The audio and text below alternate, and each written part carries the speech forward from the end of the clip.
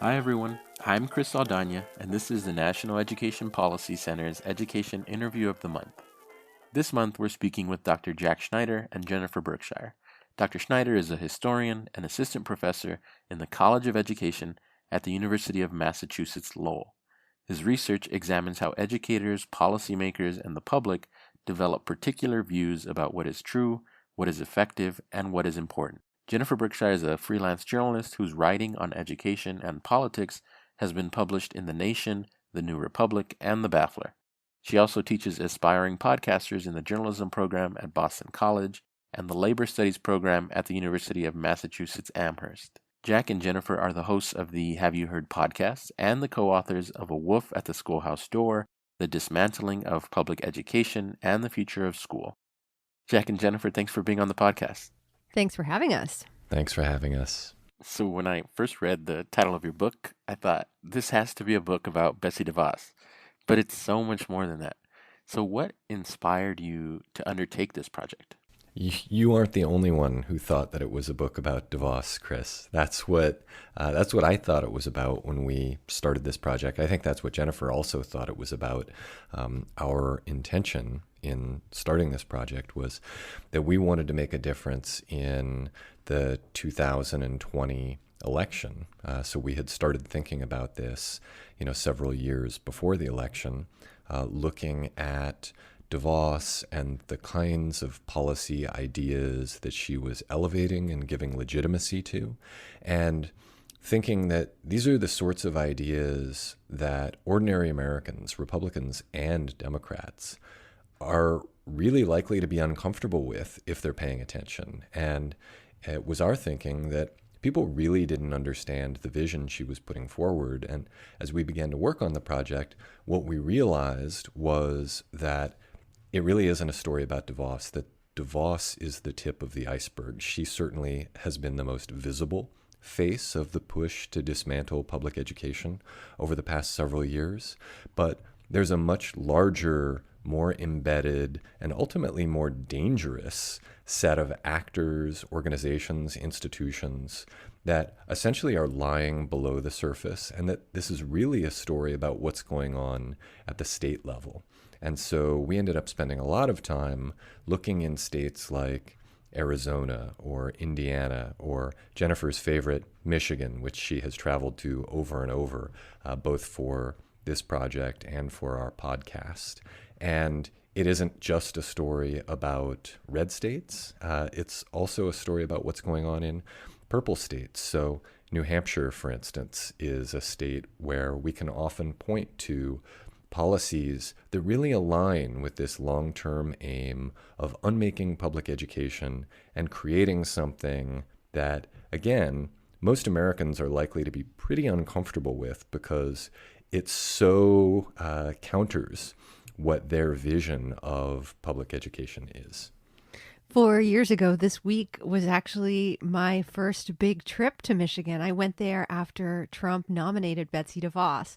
And I went there because I wanted to see her legacy in Michigan for myself.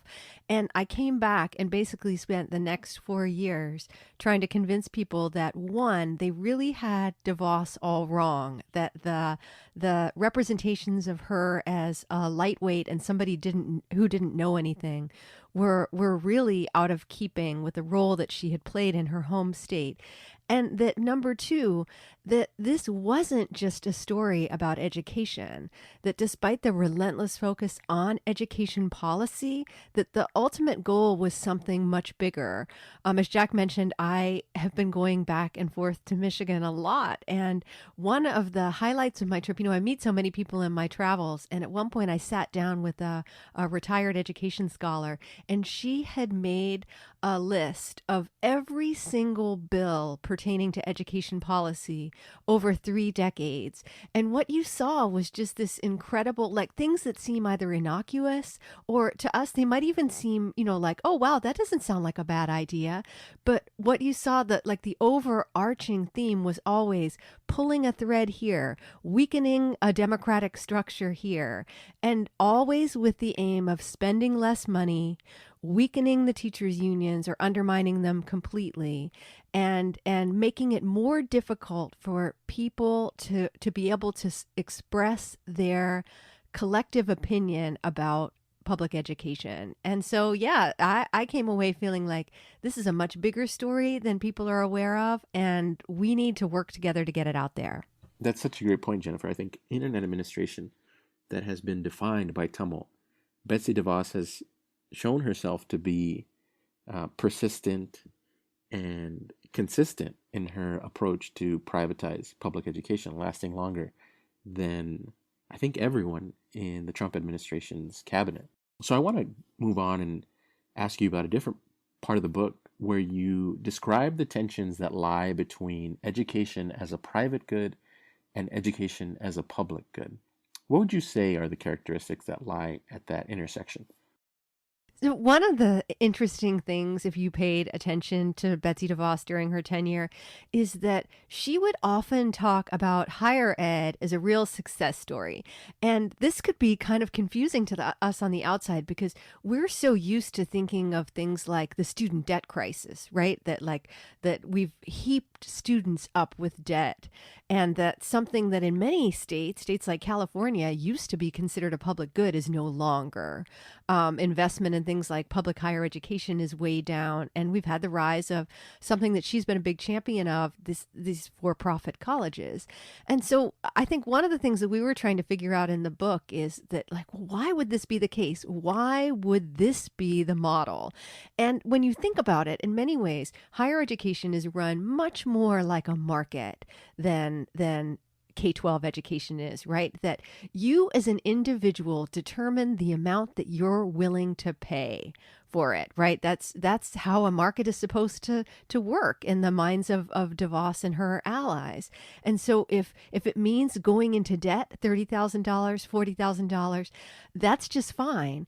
And if somebody else is making a buck all along the way, like these for-profit colleges, right, that's actually a good thing.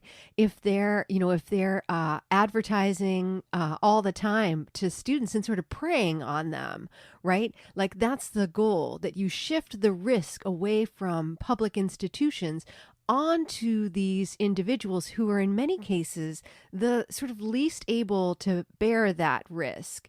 And so I think that there a lot has happened to shift the definition of education from a public good to a private good. But if you want to see what it actually looks like, start with higher ed.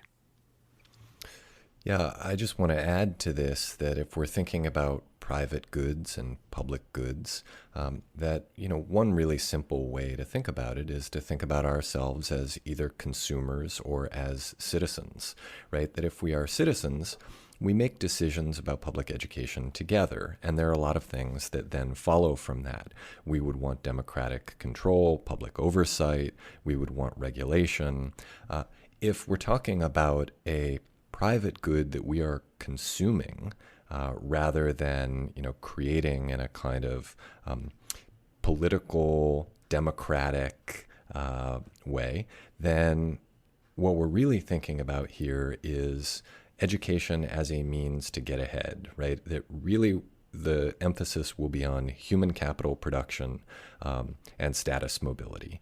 And if that's the case, then we really need to dig into why we are funding it as taxpayers, right? And this, of course, is the sort of DeVosian take on this, right? That's what education is. It's a private good that enables individuals to get ahead, and it doesn't make any sense for us to pay for it as taxpayers. But of course, it's about so much more than that, right? That we all benefit from public education, and that's exactly why we fund it as taxpayers. Derek Black, the author of Schoolhouse Burning, who we've done several events with, has pieced together, the long history of leaders at the federal level, for instance, making the case for public education by saying essentially that we can't have democracy without it, right? That too much would be at risk if we left the education of our citizenry to the whims of the market. And so we're really talking about a couple of mutually irreconcilable visions here. One about competing against each other and using credentials and the myth of meritocracy as a means of climbing over one another in a kind of dog-eat-dog economy. And the other is about a kind of cooperative mutual enterprise where we are working to create a society that we all want to live in. Frankly, the former scares me, even though we see a lot of it in the present system, right? Education has long been a kind of hybrid of both of those things, that some people use it to get ahead, but also we all benefit from it. And so this is really the core tension right now between those who would like to turn public education into something private, so that individual consumers can pay for whatever benefit they are getting from it, versus those who see it as an inherently public good, and again, one that can't be left to the whims of the market. So I had always associated a privatization agenda with the political right. So, for example, the Reagan administration. But you actually provide a significant amount of evidence that the privatization of public schools has been a bipartisan affair. So how would you say that both political parties have engaged in privatizing public schools? And when you think about the motivation for privatizing public schools, why is it so alluring for folks on the right and the left? Yeah, so the story that Jennifer and I have been telling in talks that we've been giving, or we wrote a piece in the New York Times about this, is really one of a political treaty between neoliberals and conservatives, and one that the ideologically motivated conservatives among them were always intending to break, right? That the point of overlap between neoliberals and conservatives was that they both believed that schools were too bureaucratic, that public governance was cumbersome, that leaving the determination of school quality to experts, educators, and community members was inefficient and ineffective. These points of overlap also included some ideological points of overlap: a preference for markets, the belief that markets are more efficient and effective than, let's say, democratic politics. And so they could agree on a few things and also agreed to shelve the things that they couldn't agree with. So the left gave up its long-standing support for teachers, and we see in the Obama administration, for instance, 8 years of attacks on teachers and their unions. They gave up any push for racially integrated schools. They gave up a push for greater school funding, again, during the Obama administration. Lots of rhetoric about doing more with what you've got, and pointing to charter schools as an example. And the right gave up its preference for religion in education, a preference for vouchers, a truly market-oriented system. And what they agreed on was that choice could be pursued through public schools rather than through private schools, as in a voucher system, via charters. So they agreed on charters, and they agreed on testing and accountability. That that kind of information would allow people to make better choices, and there was still a view that government had some role there. Well, the more ideologically oriented conservatives always had it in mind that this was a means to an end, right? That this was the proverbial camel's nose, and that the rest of the camel was eventually coming into the tent.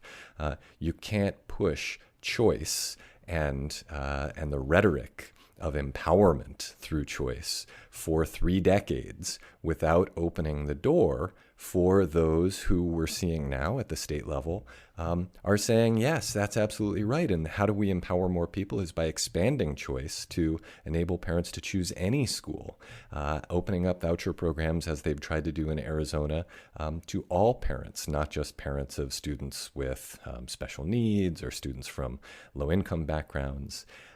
So what we see here is a kind of political naivete on the part of neoliberals, or even centrist Democrats who thought that they were brokering a kind of good faith compromise, because ultimately they were just opening the door for hardline conservatives, for libertarian-oriented conservatives, whose endgame has always been a total privatization of the system. There was a great example of this just this week. A lot of people probably saw a long piece that Jonathan Chait wrote for New York Magazine. Chait is an ardent supporter of charter schools, and the piece that he wrote was really kind of a heartfelt ode to charter schools and sort of bemoaning the fact that support for them has really dropped within the Democratic Party, and saying, you know, these schools have produced such great results for kids of color in urban areas. Why won't people just recognize that? And I was just so surprised that someone who is considered quite an astute political commentator seems so oblivious to what Jack just described that, you know, when I was reading it, I wanted to put on a hit song from 2009 because I really felt like that's what it harkened back to. And that, you know, just the obliviousness that DeVos basically ended her term by opening the door to religious charter schools. Right? What's the logic for saying that parents can choose some things but not others? And when, for example, top Republicans in Missouri this week said that education reform is going to be a big priority for them in 2021, Missouri is one of a number of states where Republicans made big gains in the most recent elections. You know, they weren't talking about just expanding charter schools in St. Louis, right? They're not talking about creating another New Orleans, which Jonathan Chait really regards as a model. They're talking about just giving the money to the parents.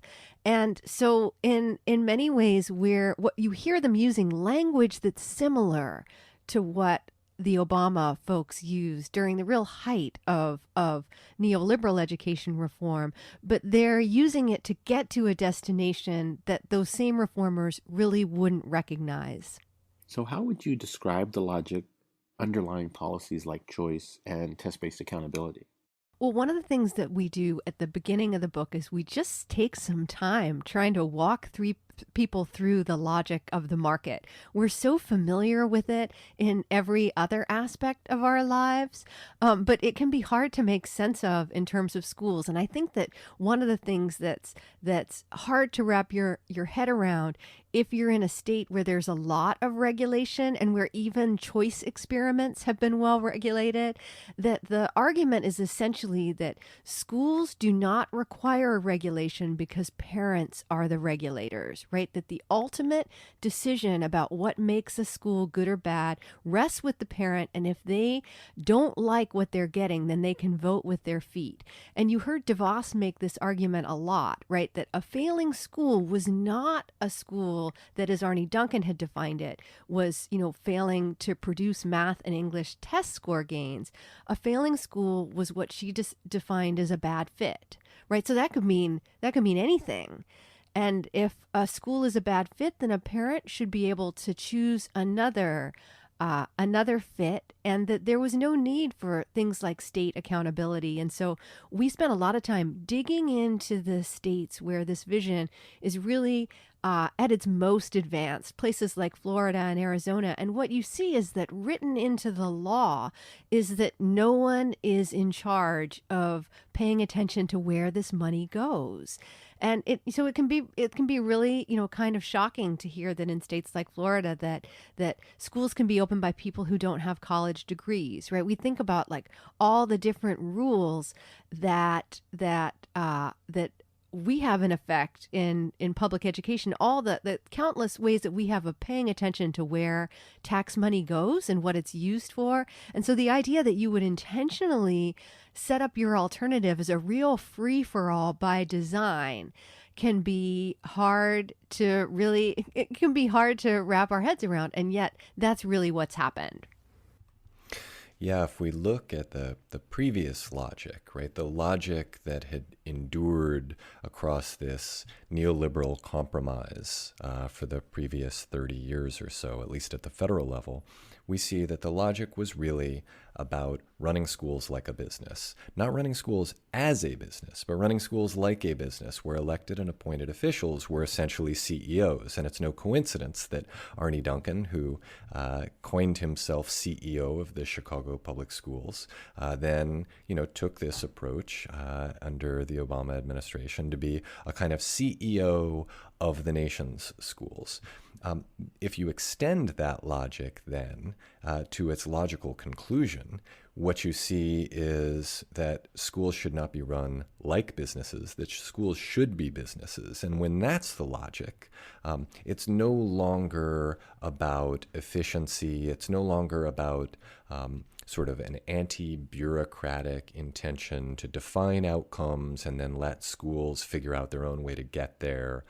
It's less managerial, and it's more about a kind of deep faith in markets, that competition leads to improvement, and that personal preference, as Jennifer was saying, is the ultimate arbiter of success.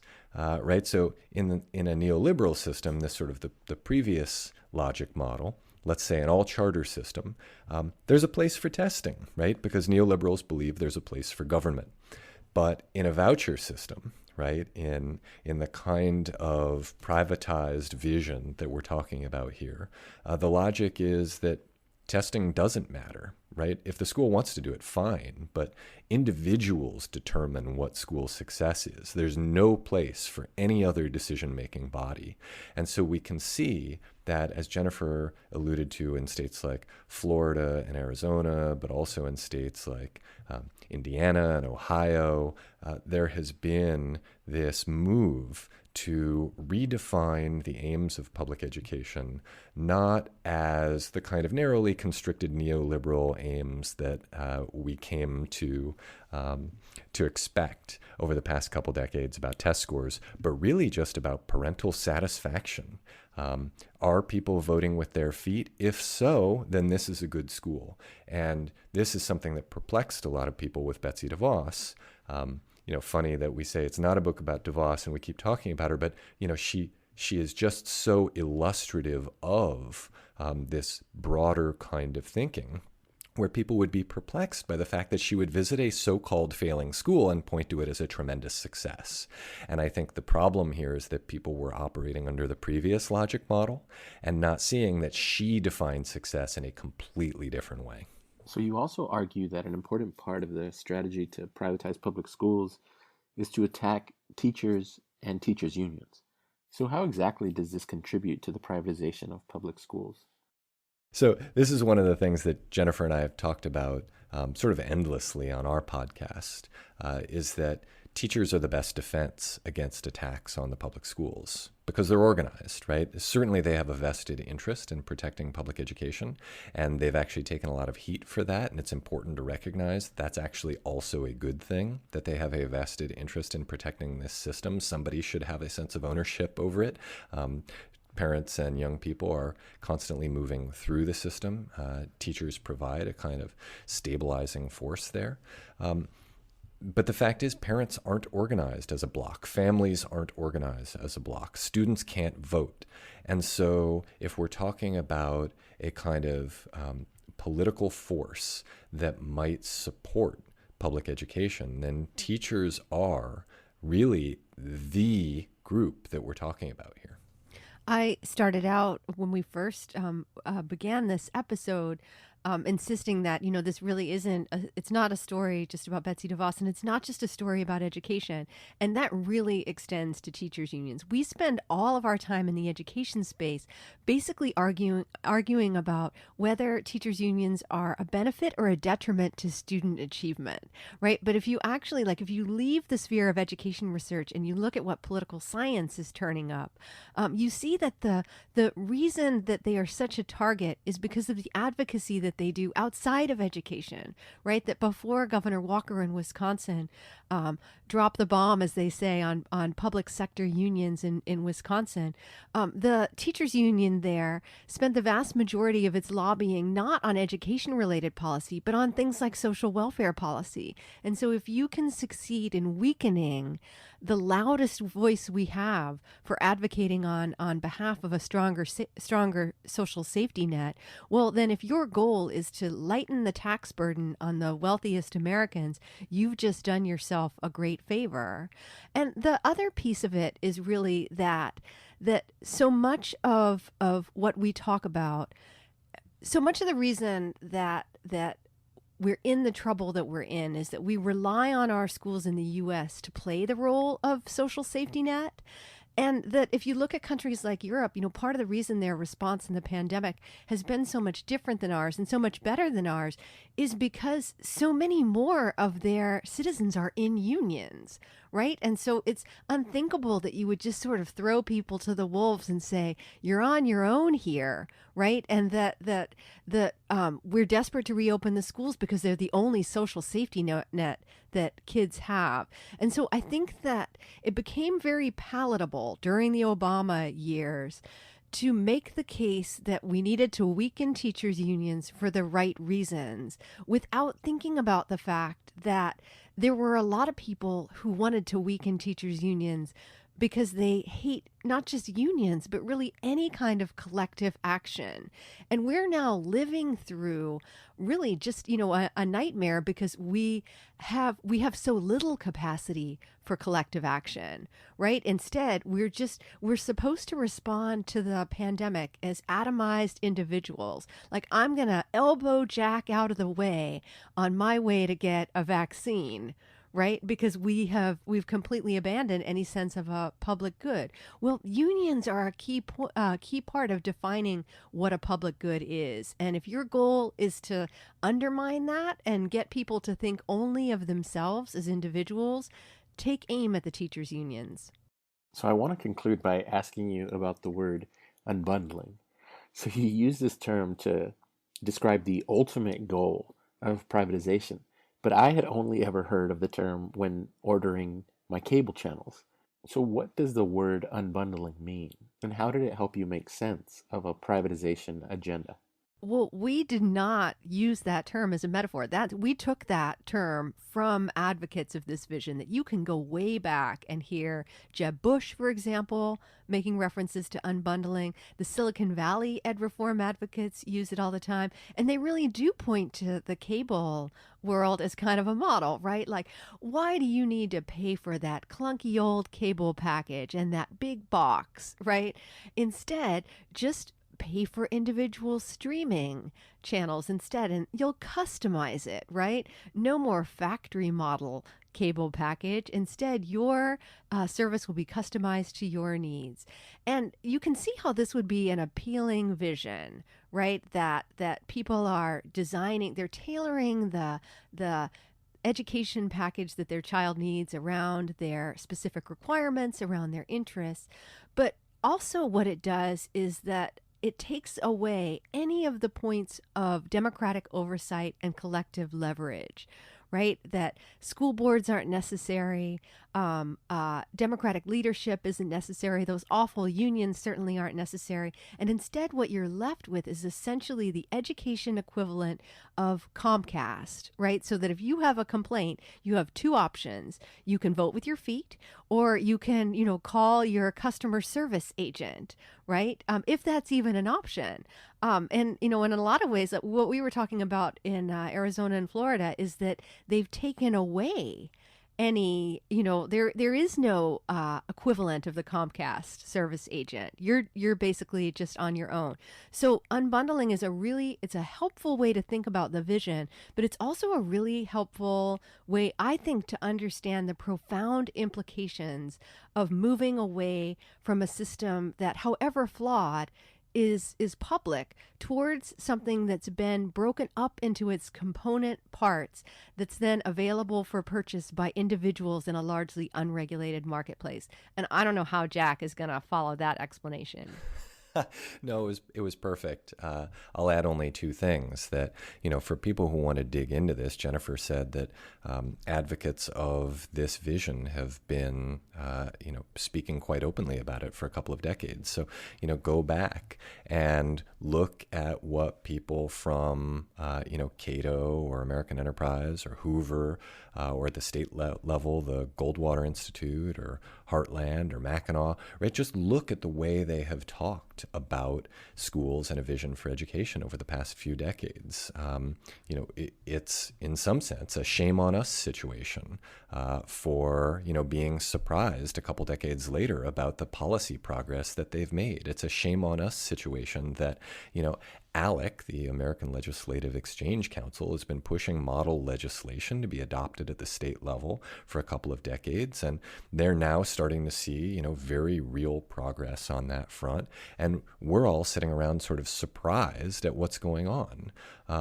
And the other piece that I would add is just that, this is about a long-term vision, a coherent vision about fracturing society.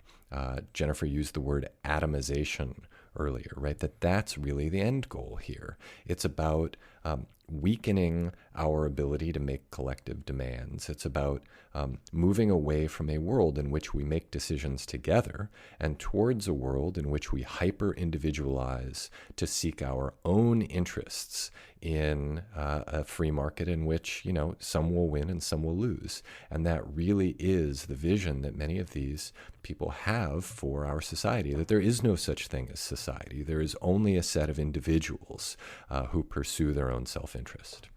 Thank you, Jack and Jennifer. Again, their book is entitled A Wolf at the Schoolhouse Door, The Dismantling of Public Education and the Future of School. Next month, we'll be speaking with Dr. Cabria Baumgartner about her new book, In Pursuit of Knowledge, Black Women and Educational Activism in Antebellum America. As always, thanks for listening. We hope you're safe and healthy. And remember that for the latest analysis of education policy, you should subscribe to the NEPC newsletter at nepc.colorado.edu and follow NEPC on Twitter at NEPC Tweet.